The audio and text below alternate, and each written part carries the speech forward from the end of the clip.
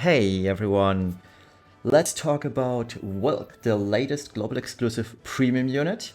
With me today is Sinzar, and I'm very happy to have him on today's review. So you can say hello.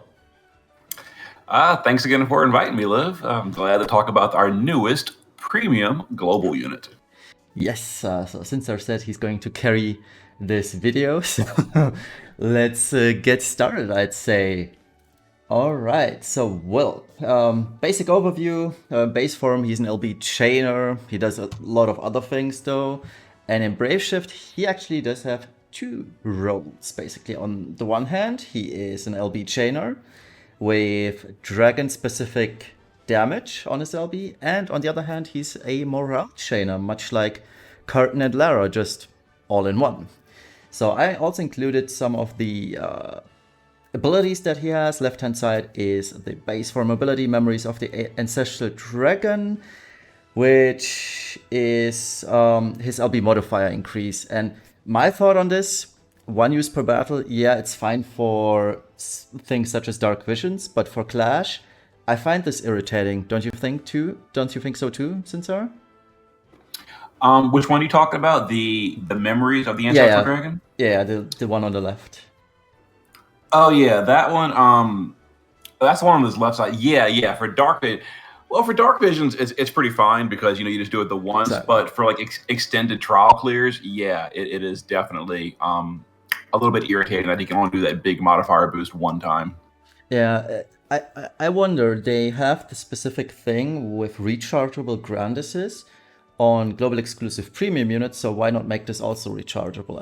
I feel like this wouldn't hurt the game balance at all, or his usefulness.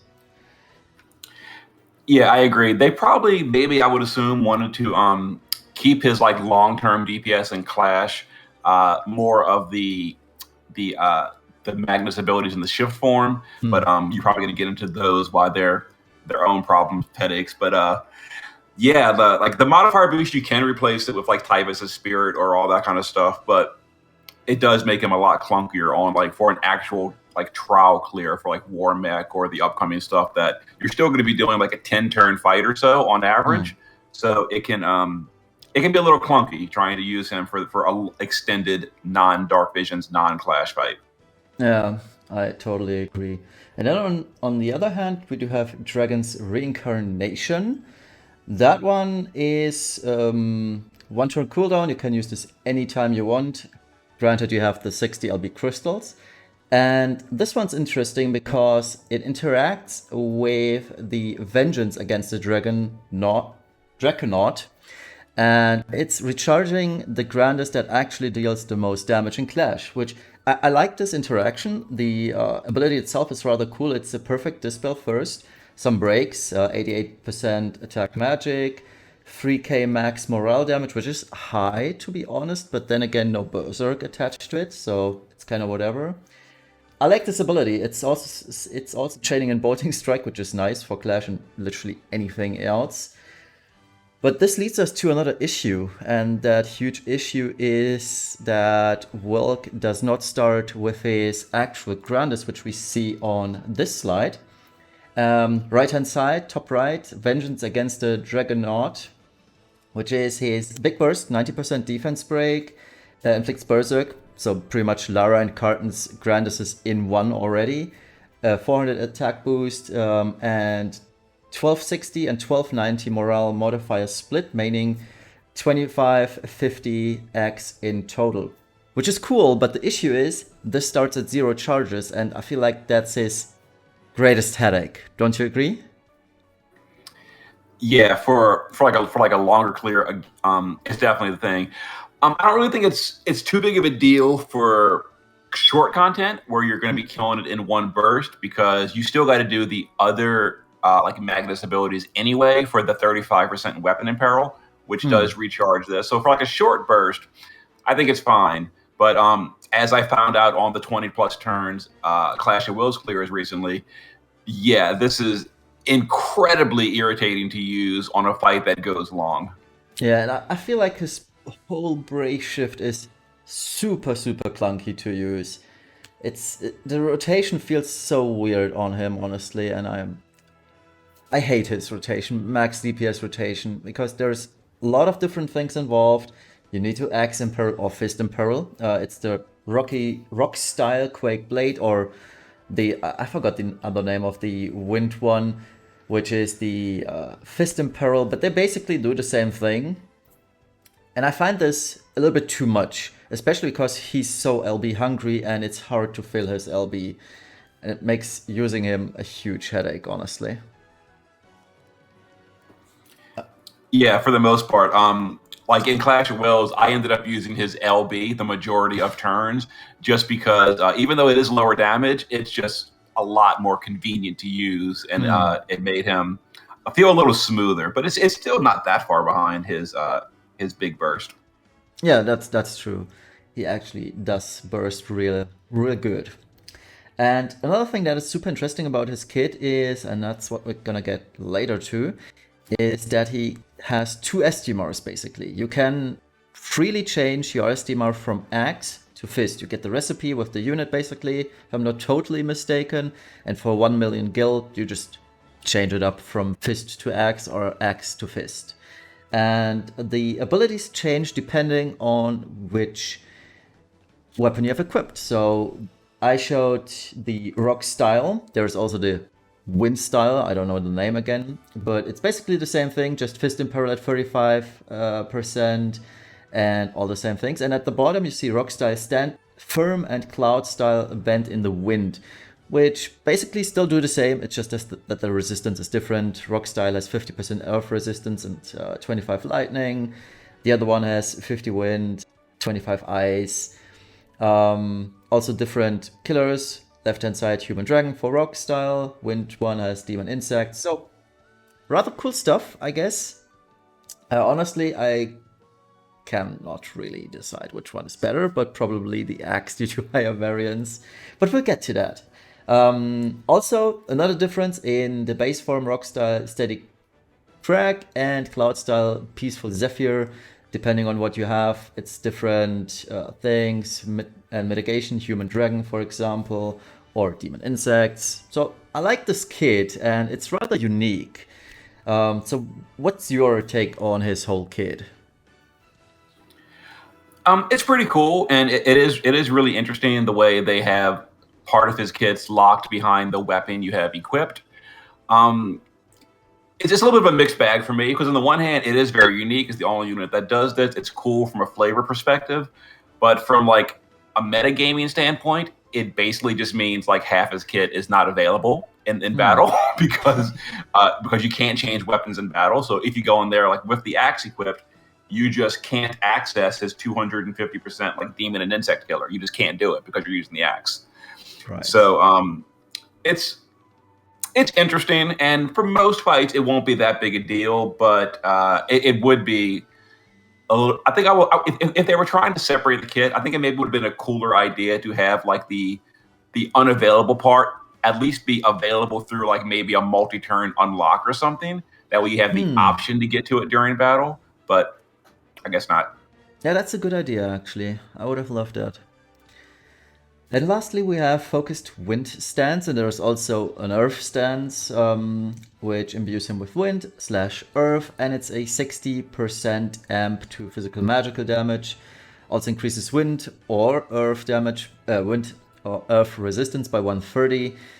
It's good. I mean, it's the standard premium stuff from global units with 60. Well, I shouldn't say it's standard. The only premium global unit we have is Esther, and she also has 60% amps. But it's good. There's really nothing else to say about this, I guess. So, the limit bursts. This is basically where the fun begins, because the base limit burst is just whatever from my point of view. It is a general mitigation, which is probably the only cool thing about this, with 85%. I mean, it's not the worst. It's a effective 260x modifier, and if you use the single-use grandest, it's 310, but 310 doesn't cut it anymore. So I guess the Brave Shift limit burst will never see use, right? Base form limit burst, sorry. Yeah, if you specifically need that 85% general mid and like you're not using Runda, that'd probably be the only reason you use it. The Limit Burst looks cool, but I didn't confirm this, but looking at the frames, I'm almost certain the first 16 hits then have a chain breaking gap before the Oh big no. final self cap. Yeah, so if you chain him with a duplicate, I didn't confirm this, but I mean, I'm pretty sure I'm looking at the timing of the hits. I think it's going to break in the middle, and it's for show. Like you don't really use the base form LB. Oh no, I was going to ask you about the 17 hits because I have no clue which frames that are, but good to know that these might be a little bit wonky. And then there's the Brave Shift Limit Burst. This is where things get interesting. It's basically the cool part of Sky with the 50% accuracy down. He also self-sufficiently does a 300% LB buff, which seems to be a global thing these days, especially for the premium units, because Esther does too. And then there is the first portion, that's the 29 first hits, is 50x Dragon Killer, or Dragon Focus type damage. And then you have that single hit that stacks, you need to stack it twice, up to 300x max. So when facing dragons, you are looking at a 400x total modifier. If I'm not totally mistaken, no, 450x, sorry, because the grandest portion increases both side of things, right? Did I make a mistake? No, I didn't, right? Nope, that's correct. Yeah, it's 450 against any dragons and 401 against anything not dragon. Also, just like a little clarification for a lot of other players, not for you, but I've seen a lot of players a little bit confused on this, myself included at the beginning. Unlike killers, the racial LB modifiers and stuff, they don't split on dual race. So if you're fighting like a human dragon, it's just a yes or a no. Are you fighting a dragon? If yes, you get the full modifier of the LB. If no, you don't. So there is no like halfway split, kind of like a killer. That's a great point, yeah. And what's also good to know about this limit burst is it's not morale locked, meaning when you use this with Sylvie, you get the 20x increase outside of Clash of Wills, that is, for the whole ability. Or is it actually, it should be then 40x. No, it's just 20x, right? Because it only applies to the whole thing and not to both portions. Or does it apply to both portions? Yes, that's where it gets a little bit confusing. All these different LB buffs that do or don't apply. Sylvie's will not do anything at all for the racial damage, so it'll Okay. just be the second portion. Okay, but it's still a 20x increase, so that's still nice, and it's even more for Clash. And that makes it rather interesting because, like you said, for Clash, the difference between his Brave Shift, the Limit Burst, and the chaining isn't that high. I mean, it's still noticeable, but it's fine if you just use his Brave Shift, the Limit Burst, honestly, in Clash, like you mentioned. Okay, let's take a look at TMR, STMR, and Vision Card. So let's start with the TMR Clothes. Rather interesting choice. I would have imagined this to be heavy armor, but okay. Has bulk on it, 2.5k HP, 55 attack, 40 defense, 50 wind earth resistance, 30 evasion, and Wylk himself gains 500 static attack. And I'll say this right out of the way, I hate these types of TMRs. Because for one, the static attack on this makes it a must-have, meaning you cannot use the Clash of Wills clothes on him and are basically forced to either sacrifice the helm slot or the head slot or the ring slot for the Clash of Wills chain cap things. And I dislike this. I don't know, how do you feel about this? I mean, it's a great TMR, but I'm not a fan of these things. Yeah, it definitely is kind of restrictive when, lots of units these days, you kind of effectively have to use their TMR or STMR or both for like their best in slot build. And it does kind of suck. So you can't use like, Noctis's chest or the Clash of Wills Yeah, gear or all that kind of stuff for killers. Yeah, it would be nicer if the static attack was like, like 1,000 static on the weapon instead, so you can free up exactly. the chest slot. That definitely would have been nicer. Um, as far as the TMR itself, like you said, it's a great TMR, and I would recommend players to Moogle every single copy of Wylk until you get a minimum of 6 of these, and because it's like the best evasion chest in the game. So very, very good.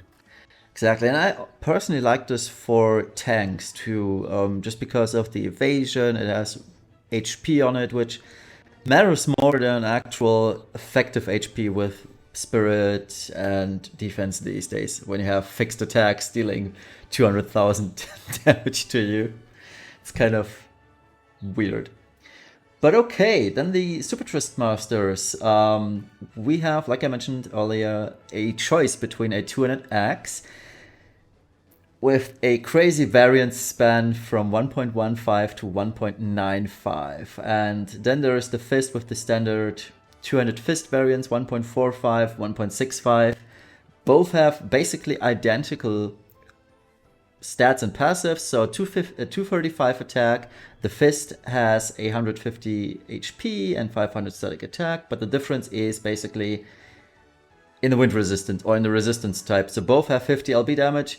The fist has 50 wind resistance. The axe has 50 earth resistance. That's literally the only difference, which is good, because otherwise there would be a clear winner. Technically speaking, there is a clear winner, which is the axe, because it has the higher variance range. But let me ask you a question, Sinzar. Which weapon do you prefer? I personally prefer the fist quite a bit, just because it's more steady. The axe and the fist, on average, have the exact same damage. They both average at 1.55, middle tier or averaged. But I like the fist just because it's more reliable. For example, the axe, you can get that 1.1 roll and deal very low damage, or you can get that god tier 1.95 and blow people out of the water. But as long as I'm not like really struggling to hit the damage cap on like a Clash of Wills fight or something, I'll go with the fist just for the more steady, less impressive, but more reliable average range. So we aren't getting those big highs or those big lows. But if I'm like hitting, 15% short of the target on like Dark Visions or Clash of Wills, then the axe is the way to go, because you can farm for variance and rerun it until you get that big roll and maybe push you over the edge. Indeed. And while I'm personally more of a fan of the axe, just because of variance and me being chasing top 50/top 10 ranks in Dark Visions, the axe is the obvious choice. But like you mentioned, the consistency of the fist is rather cool for the trials, because trials, for the most part, seem to be a thing again, and they do last longer than previous trials, so we are not done with them within 4 turns unless you super whale it out. But trials do tend to take a little bit longer these days, so I feel like the consistency of the fist will do better than the volatility of the axe, like you mentioned. And I think and I do like this design, because you have the choice: do you want to potentially end it quickly? Pick the axe. If you want consistency, use the fist. And it's highly dependent on the content, which one is the best choice. And I like that approach. It's super cool, and I really hope they keep doing this, because I like it a lot. Are JP trials still rather lengthy? I believe so, right? Yes. The pretty much all the ones going forward after War Mech or Death Machine included. For the most part, like you'll see the Ultra Whales doing maybe like a 5-turn clear or so. And then for most players, you're doing between like 12 to 15 turns for the mission. Or if you're not doing the mission, some of these clears go 300 turns. I'm not even joking. but for the most part, yeah, you're definitely going for the slower, for more drawn out clears in the upcoming trials. Okay, yeah, that sounds great, and it's a good use for the fist. Also, Curtin is going to love this fist, honestly. 235 attack. That's pretty decent, I'd say. Oh, yeah. And one little thing I can point out is even though she's outdated, Tifa would also love the fist, because you can kind of like cheat it a little bit and get higher attack power, because you can get the item world axe enchantment on the axe in item world.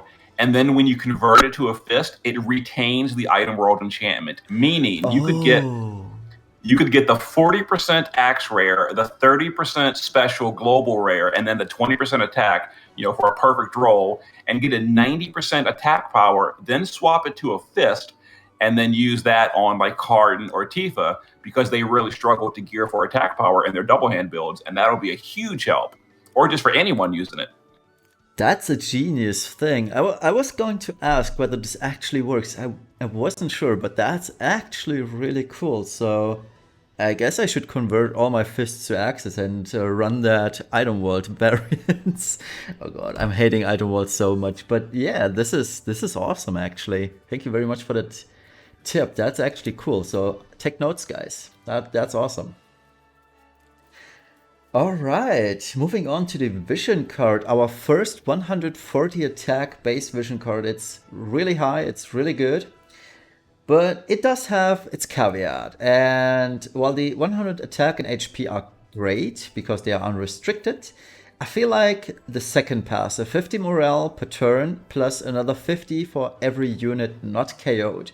So it's a total 350 morale per turn, which is cool, but it doesn't do anything outside of Clash of Wills or the morale fights, we should say, because there are a couple like the current pork farming for Wylk that is using morale bars, and we're getting the Vestige of Morgana soon in the Chamber of the Vengeance, or yeah, it's Chamber of Vengeance, that also uses morale stuff. So for that it's pretty cool, but in Dark Visions or in Trials, it doesn't do anything. And I feel like, while it's a super cool concept, having one passive basically useless outside of the specific content feels kind of missed opportunity. But I really like the effect. And lastly, plus 500 static attack for FFBE units. That's good. But yeah, how do you feel about the vision card? I do think it's really good. I will point out I'm just noticing there's actually a typo on your slide. You left out, it also has 50 LB damage on the first passive. Okay, it does. Okay. Oh, that's good. Yeah, I'm just noticing that. And that is actually unrestricted. So while it is true, the second passive is basically a dead slot on most things. I don't think it's that big of a deal just because they kind of combine the two slots into the one on that first passive. For example, compared to Knights of Grandchild card, Knights of Grandchild has 80% attack power in one slot and 100 LB in the other. Well, this one it's in the same slot. Plus, it's got 100% HP on top, which is real nice. Yeah, that's good. Thank you very much for pointing it out. I knew something was missing. Oh man, it's literally every review each week where I miss one tiny thing, and sadly it ended up being the LB damage on this sheet. So, oh well, can't have everything, I guess. But yeah, I mean it's a great card. It's a little bit less LB damage than Knights of Grandchild, but it's higher base attack, and I feel like 50 LB these days is enough for the meta units. Esther caps LB damage super easily. Wylk does too. And basically, that's all there is for meta physical DPS, because the rest is actually magic DPS, which is a crazy thing, honestly. I think magic DPS are a little bit too strong, especially Angela, but that's another issue. So, the verdict. I mean, all three are, or all four, I should say, are rather good. Not even rather good, they're amazing. So I feel like you should get all of this. I understand that being premium is rather expensive. But let me ask you this. How many STMRs do you think are sufficient? For me, my polls went really well, so I had the option to, make more than usual.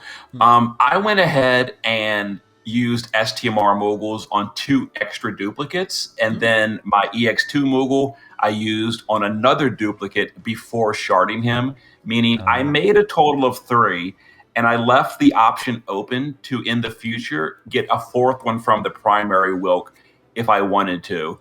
I would say 3 is probably fine. I would say for most scenarios, you're going to want 2 of these that have really high attack power rolls. And just for the convenience and safety factor, I'm going to be building one of the STMRs as pure and total bulk. So all HP, spirit, and defense. Because he actually will caps his stats really easily. So honestly, for him himself, the extra attack power isn't that big a deal, but some of these Clash of Wills bosses are hitting really hard. So I'm going to try to go all defense and spirit on at least one of them. Yeah, that's basically just the same approach I had to Freyevia, Roberta's weapons. I always had at least one with pure bulk and the other ones with attack or magic, respectively. So I like that thinking. So yeah, so you have three, I mean, with the option for a fourth one. I personally went for a total of 6 STMRs, but I went to EX+3, so I had more units to play with. But I agree. I guess 3 is enough for the most time. Maybe a fourth, but I don't see it happening, honestly. So I guess that's good advice, yeah. If you have enough lapis and enough unit to play around with, obviously. Yeah, the big thing is that Wylk is bringing that 35% fist or axe in peril. So you're going to want to gear most of the team in his STMR, assuming they're not like soft locked to their own, like Esther, for example. Indeed. And it's the first time actually that Sky is not able to wear either weapon type, which is kind of sad face, because for the most part, whatever you gave her, whether it was Kane's Lance, whether it was Esther's Greatsword, Knights of Grandchild Greatsword, or Freyavia's Sword, she always was able to wear it because she innately has a lot of weapon variety, but she can wear neither axes nor fists, so that's kind of sad face. Oh well. Now let's talk about damage. Damage calculations, assumptions from my sheet. I also have a screenshot of Sinzar's sheet. As always, pause the video if you want to read through all of this. Big important warning. I'm not including 100% amps on this because it heavily skews the results towards Earth and Lightning users. So we're staying at 60% amp from Wylk himself. Alright, so this is the Wylk build. Wow, that almost rhymes. I came up with against Beast and Aquatic Killer. Wylk has 100% Omni Killer and a few selected races where he has 200% innately. Meaning he's kind of easy to gear for anything, and he almost reaches 300 Beast Aquatic Killer. I mathed this out if you use the Palladia's Insignia Blah instead of 1 Crescent Moon. You have 300, but DPS is about 2% lower. So I went ahead and used Tifa's STMR twice. I also included the latest materia we get from the armory. All you need is strength, which is super good. 50% attack, he doesn't need that attack anyway, but it's nice. 100% LB, and what's most important is the 100% true double hand, and it's also supposed to be true dual wield, right? No, it's just double hand. The current that's currently bugged on global. It's working properly for double hand, but if you happen to, unfortunately, double hand a one-hander, it's not working. So so that's what it is. Okay. Yeah, but no one should be doing that anyway. I've had a few friends, beginner friends, so to say, who did this, and when I texted them, they didn't understand. But I mean, yeah, it's fine. Beginners don't know these super detailed things, but it's fine. I always have a small chuckle when I see someone using a one-handed weapon for 2 double hand builds. But yeah, it's a fairly standard build. He gears really easily, like Sinzar mentioned. So great stuff. And this build seems very high. So this is my sheet. You'll find my sheet and Sinzar's sheet in the description below the like button. So I mean, the morale version of Wylk is number 1. He's even above Esther, which isn't surprising considering he has almost 15k attack. Now a 130 Wylk is very close to 16k attack, which I find absolutely crazy.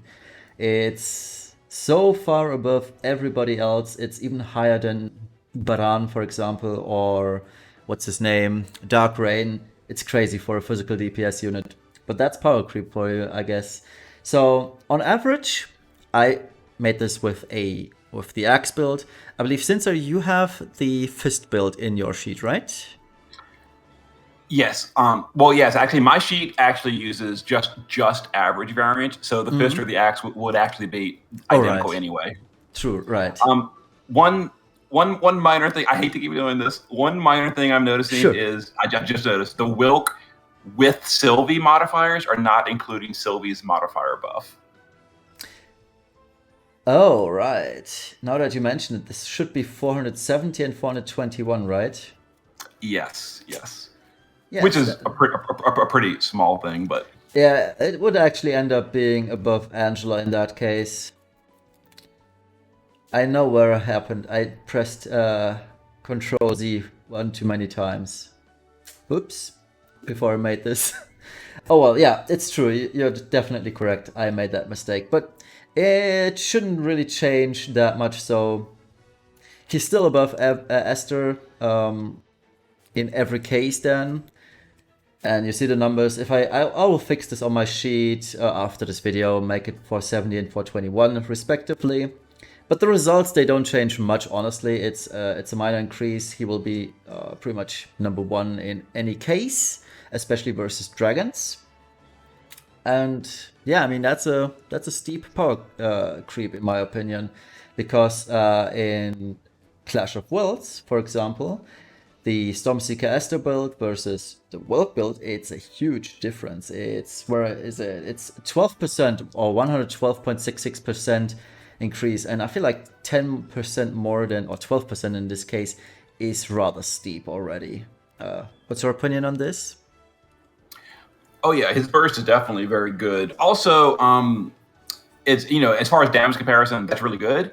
And I just will say that unlike some of the other units, Wylk also has the bulk to go behind it. So even though he's the highest anyway in something like Clash of Wills, it's really good because he does that without really sacrificing like his bulk to do so. Because some units, to do their max damage, they have to go like glass cannon, which is becoming less and less viable as these Clash bosses get harder. But yeah, Wylk doesn't have that problem.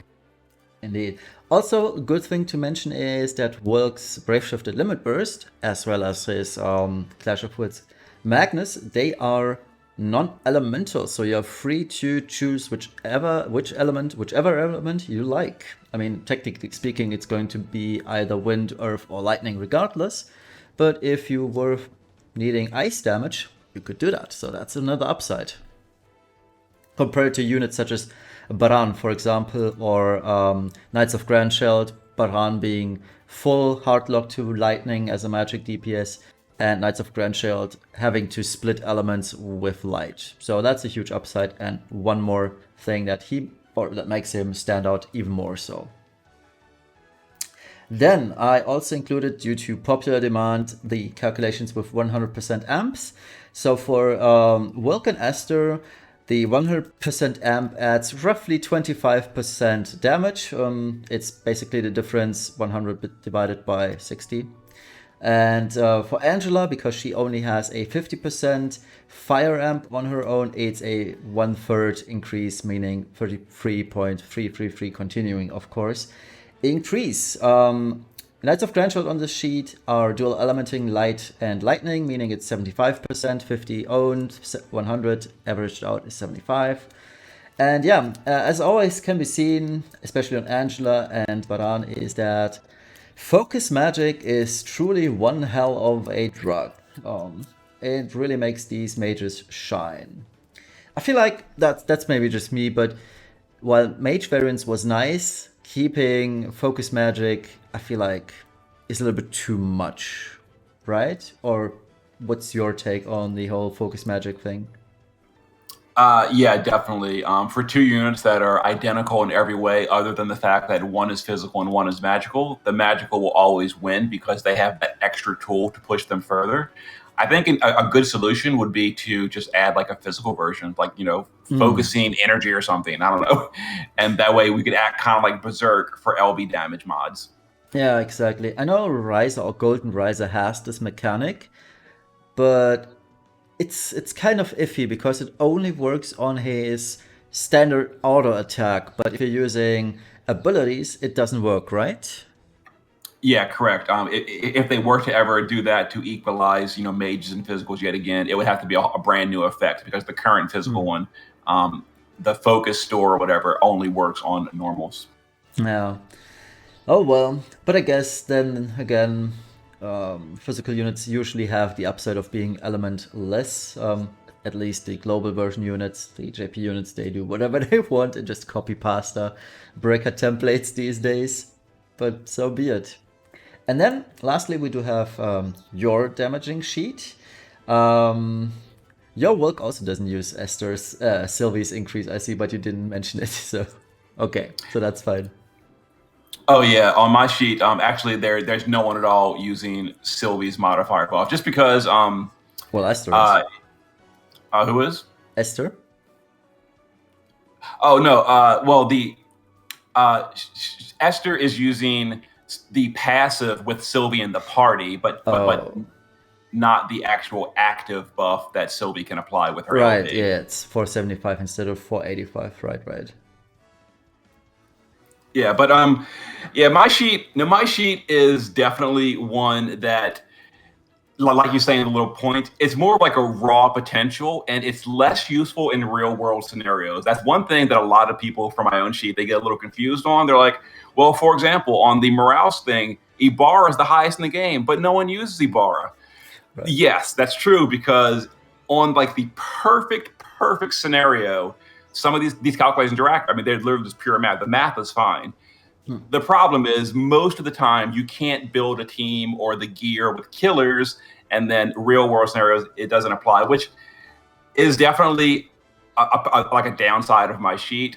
But that's kind of the cool thing about having multiple DPS sheets. Like yours is better for like real world scenarios. Mine is good for like what would be the perfect scenario. How Hmm. high could I push this unit?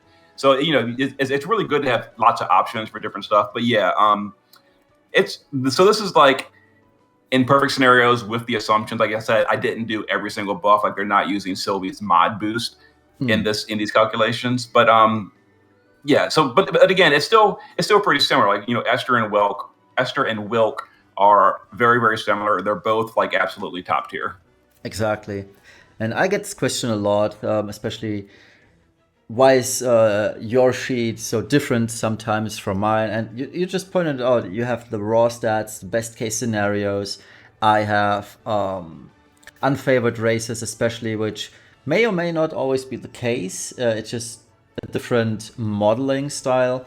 And I'm just hoping, or what the goal of this sheet is to show what are the main differences between your sheet and my sheet, and how you have to interpret our results. Our results are overall very similar, like you said. There's just this one outlier. I feel like Kane, who is a lot higher on your sheet than on mine. But again, like you mentioned, it's really the favored race versus the unfavored race. And also you sort or you calculate with average weapon variance, where I sort my sheet for the maximum variance. So there's a lot of potential to be drawn here. And it's also one of the reasons why our sheet sometimes just purely differ, because I sort by max DPS and you do by average.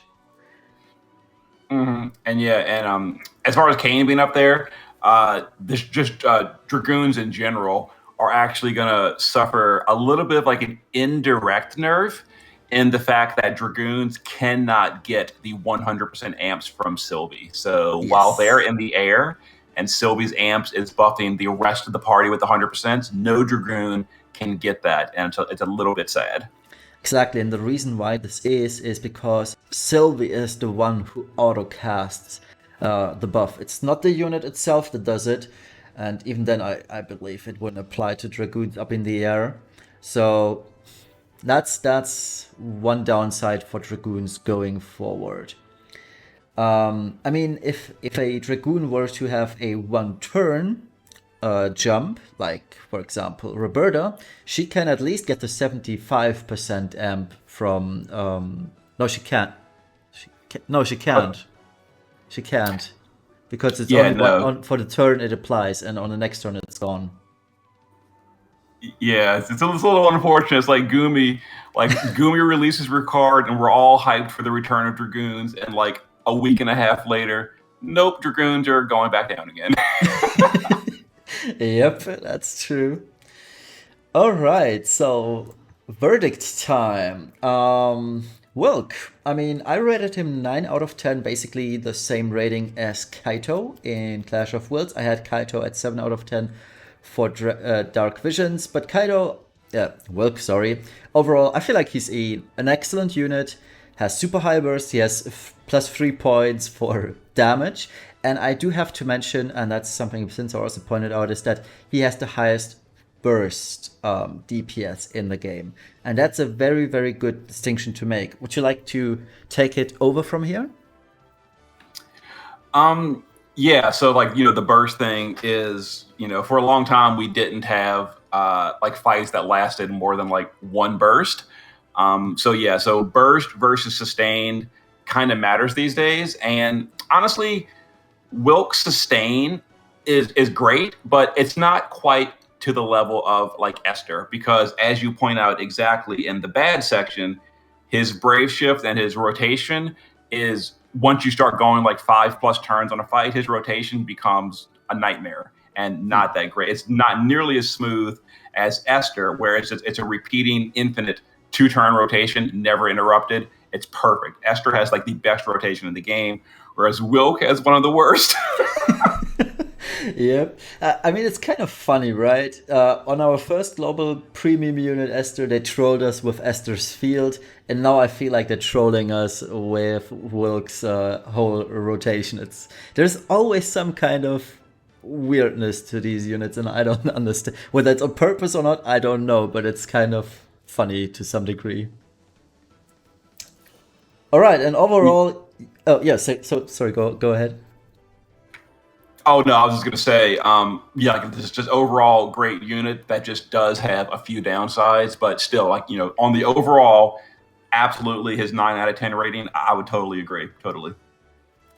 Great stuff. So yeah, I mean, super slot efficient, 100% Omni killer. I do personally like his base form kit a lot more than his Brave Shift kit. And yeah, Axe Imperil, Fist Imperil. If you're wondering why this is a +0, on my rating explanation, I have Fist Imperil or Weapon Imperil and Element Imperil in one criteria. And I upped the baseline for +1 point on the Elemental Imperils to 135, given the fact that we now have, I believe, every single element at 145 from JP. We also have a 160 Imperil from Emperor now, Emperor of Palacia. So, Wind Imperil. So I feel like 135 should be baseline these days, and I'm kind of sad that Wylk only has 130 Imperils, because Esther from 5 months ago has 135 Lightning Imperils. So, in my opinion, I feel like it's a letdown a little bit that he only has 130 Imperils, but maybe it's because the rest is so good it doesn't matter. I don't know. I don't like it personally. Yeah, like it definitely would have been nicer to be higher, but 130 is still above the average usually. Yeah, that's true. So yeah, like you mentioned, Wylk overall amazing unit. If you have the Lapis to pull for him, you should absolutely do so, but also make sure to get Sylvie, because she is one hell of a unit, honestly. She's one of my most favorite units. She's amazing, has a lot of potential, just like Wylk. So the overall anniversary units, big thumbs up. Both are amazing. And that's pretty much my personal closing comment. Do you have any closing comment that you would like to share?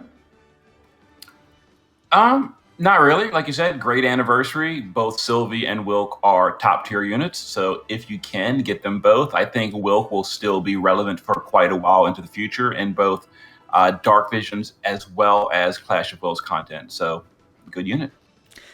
Indeed.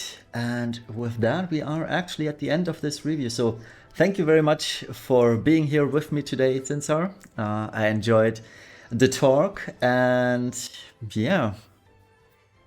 Thank you very much. Thanks for the invite. Yeah, absolutely. All right, so to all of you, have a wonderful rest of the Friday, Saturday morning, evening, afternoon, wherever you're from, and see you soon for my clear of Clash of Wilds. I'm gonna cap this tomorrow or maybe today. And do you have any more plans for Clash?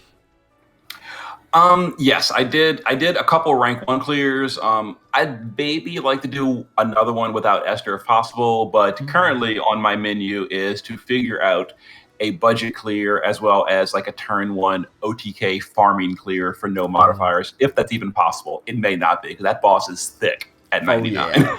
Yes, he is indeed. I felt it ODKing him, but we'll see. So great content coming up from the two of us. I look forward to that. And that's it. Thank you all for watching. See you soon. Bye bye. Later.